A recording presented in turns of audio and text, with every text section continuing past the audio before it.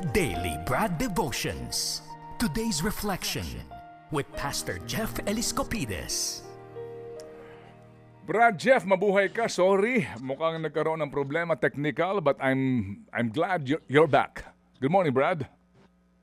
Yes, Brad, good morning. Uy, Yan. namamasada ka Tayo, ba? Brad. Sorry. Para nasaan ka? Paparoon, pastor. Mukhang kumakain ka ng ano ba yan? Kapsilog? Nasaan ka?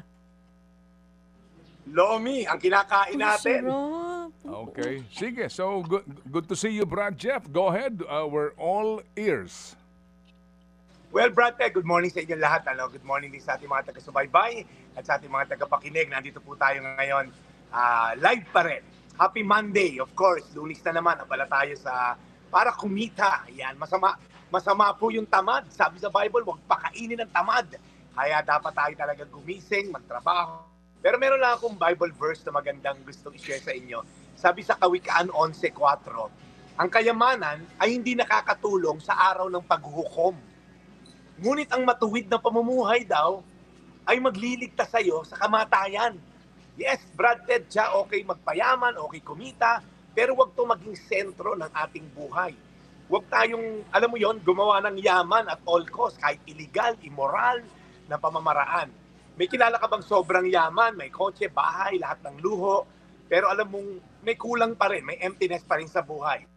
Meron din naman akong kilala sa tagal kong papapastor, sakto lang yung pamumuhay, salat sa maraming luho, pero alam mo yung matuwid, lumalaban ng patas, may contentment at merong peace na hindi kayang bilhin ng kahit gaano kakaraming pera. So sabi dito, ang verse na to sinasabi, pagdating ng panahon sa araw ng paghukom, which is lahat tayo dadaan doon, sabi sa Bible din, a man is destined to die once and face judgment.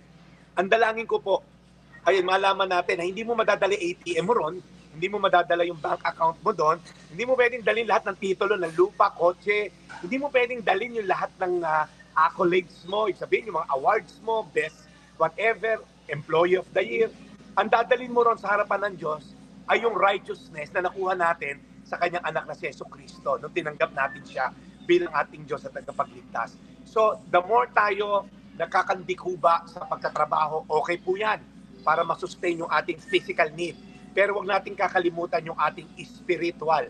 Kaya nga ito si Manong Ted at si Chacha, merong spiritual segment tong ating show. Kasi po, alam namin, simula pa lang, nag-usap kami nila Brad Ted, mahalagang component to na ma-share sa tao. Yes, nandyan yung problema sa EDSA, problema sa bansa, pero of course, may problema rin tayong eternal at spiritual na dapat din nating i-address. Kaya, Brad Ted at Cha, gusto ko rin i-remind, okay, Kawikaan 11:4, sabi dito,